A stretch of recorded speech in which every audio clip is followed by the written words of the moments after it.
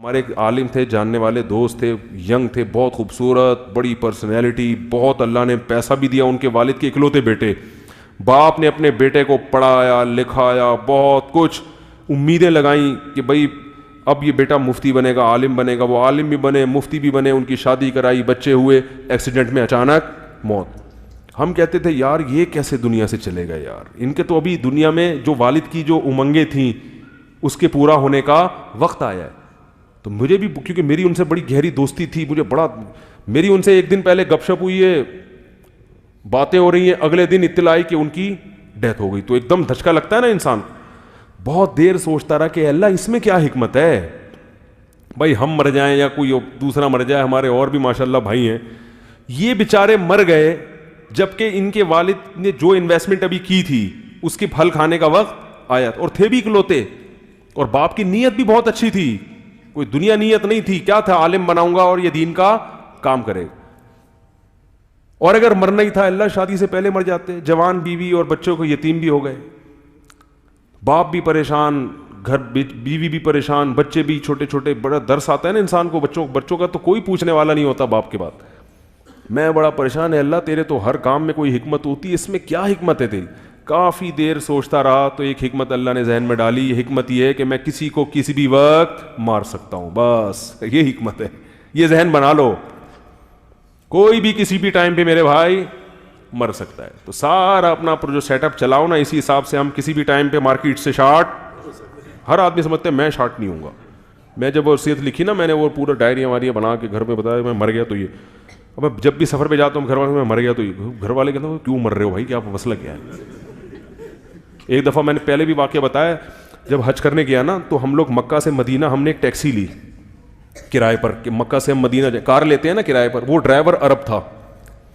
اس نے کیا کیا، اب مکہ سے مدینہ ہم نکلیں تو اس نے نمبر پلیٹ پہ چڑھایا کپڑا. وہ سعودی تھا، کپڑا چڑھایا. ہم نے کہا خیر نہیں ہے، کیونکہ وہ جب آپ اوور اسپیڈ ہوتی ہے نا گاڑی تو وہ کیمرے سے ٹریس ہو جاتی ہے، نمبر پلیٹ پہ وہ کیمرہ لگتا ہے. وہ اس نے چڑھا دیا کیا، کپڑا. ہم نے کہا اللہ خیر کرے، اب یہ بھگائے گا. اور اتنی اسپیڈ سے گاڑی بھگائی ہے اس نے، اتنی اسپیڈ سے کہ وہ جو ٹریفک پولیس والے ہوتے تھے نا، ایک دو دفعہ تو ایسا ہوا کہ ٹریفک وہ جو انہوں نے وہ رکھے ہوئے ہوتے ہیں تکون سے روکنے کے لیے، اس کو بھی دھاڑ توڑتا ہوا نکل لیا وہ. اور پولیس والے پیچھے بھاگ رہے ہیں اس کے، پتہ نہیں کیا کیا مسئلہ تھا اس کا، واللہ عالم. تو میں نے کہا بھائی کہیں بھی یعنی کوئی زخمی ہونے کا آپشن نہیں ہے ابھی، یا تو ڈائریکٹ اگلے جہان میں یا مدینہ. تو مجھے متنبی کا ایک شعر یاد آ رہا تھا، ضربت بحتی ضرب القمار اما لہذا و اما لذا. متنبی ایک شاعر گزرا ہے 3-4 صدی ہجری کا، وہ اپنے قصے سناتا ہے نا، میں نے بڑے لمبے لمبے سفر کیے ہیں، بڑے لمبے لمبے صحراؤں کو میں نے. اونٹنی کی تعریف کرتا ہے اپنی، الا کل ماشیۃ الخیدلا فدا کل ماشیۃ الحیدبا. کہہ رہے وہ جوان خوبصورت عورتیں میری اونٹنی پہ قربان. لوگ عورتوں کی تعریفیں کرتے ہیں نا شاعری میں، کہہ رہے ہیں میری جو اونٹنیاں ہیں انہوں نے مجھے بڑے بڑے صحرا کیا کیے ہیں، پار کروائے ہیں، جنگوں میں میرا ساتھ دیا ہے. تو اپنی اونٹنیوں کی تعریف کرتے ہوئے کہتا ہے کہ میں نے اس اونٹنی پہ بیٹھ کے جوئے کھیلے ہیں. کیسے کہ میں نے بڑے بڑے لمبے صحرا عراق جاتے ہوئے وہ میں نے عبور کیے. ایسے صحرا تھے اما لہذا و اما لذا، یا تو میں وہیں بھوک پیاس سے اونٹنی کے ساتھ مر کے میری قبر بن جاتی، یا میں اپنی منزل پر پہنچ کر کامیاب. پھر آگے کہتا ہے جب میں کئی ہفتوں کا اور اندھیروں کا سفر اور صحراؤں کا سفر کر کے اونٹنی پہ، اور اپنی اونٹنی کی تعریف کر رہا ہے کہ وہ بڑی اونٹ بڑا زبردست جانور ہے، بڑی وفا کے ساتھ سلولی چلتا رہتا ہے، چلتا رہتا، تھکتا نہیں ہے. یہ جو صحابہ پوری دنیا میں پہلے اونٹوں پہ بیٹھ کے تو پہنچے ہیں، یہ تو کہہ رہی یہ اونٹنی وفا کرتی ہے اور چلتی رہتی ہے چلتی رہتی ہے چلتی رہتی ہے. میں تھک گیا مگر اونٹنی نہیں تھکی. ایک وقت آیا میں نے فقلنا لها اين ارض العراق فقالت ونحن بتربانها. میں نے پھر اونٹنی سے پوچھا کہ بتا عراق کی سرزمین کتنی دور رہ گئی ہے، تو وہ مڑ کے کہتی ہے ونحن بتربانها، بس عراق کی مٹی میرے پاؤں سے لگ رہی ہے، پہنچنے والے ہیں عراق. تو وہ جو اس نے شاعری کی ہے نا، ضربت بحتیھا ضرب القمار اما لہذا و اما لذا، کہ میں نے جوئے کھیلے اس اونٹنی پہ بیٹھ کے. جوئے کا مطلب لمبے سفر کیے کہ یا تو موت یا کامیابی. تو مجھے شعر یاد آ رہا تھا کہ یا تو مدینہ پہنچ کے قبر رسول کی زیارت ہوگی، 50,000 10,000 نمازوں کا ثواب ملے گا یا ڈائریکٹ جنت.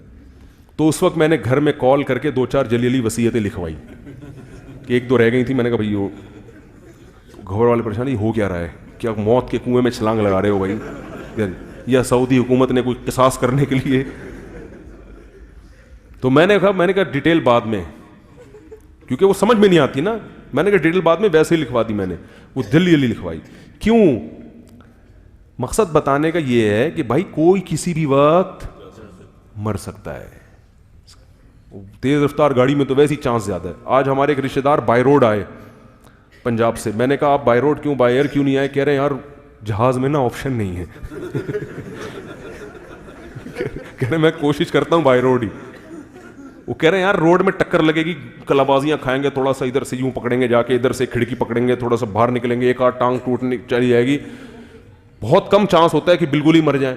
کہہ رہے جہاز میں جب وہ جنید جمشید بیچارے کا واقعہ ہوا نا, کہہ رہے وہاں تو بس بیٹھے تھے اور پھر غائب, باڈی بھی نہیں ملتی. تو ہر شخص نے مرنا ہے اور کچھ پتہ نہیں کون کس ٹائم مارکیٹ سے شارٹ ہو جائے.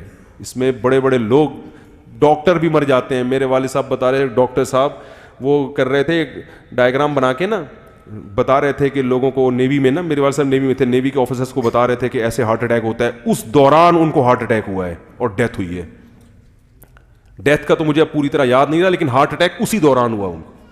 اللہ نے کیسی عبرت کی بھائی, جو ڈاکٹر ہارٹ اسپیشلسٹ کو پڑھا رہا ہے اور بتا رہا ہے کہ ایسے اٹیک ہوتا ہے, این اسی وقت اس کو اللہ نے ہارٹ اٹیک ہوا. اس کا مطلب نہیں کہ آپ حفاظتی تدبیر اختیار نہ کریں, موت کے لیے ہر وقت تیار رہیں اور دنیا سے دل نہ لگائے.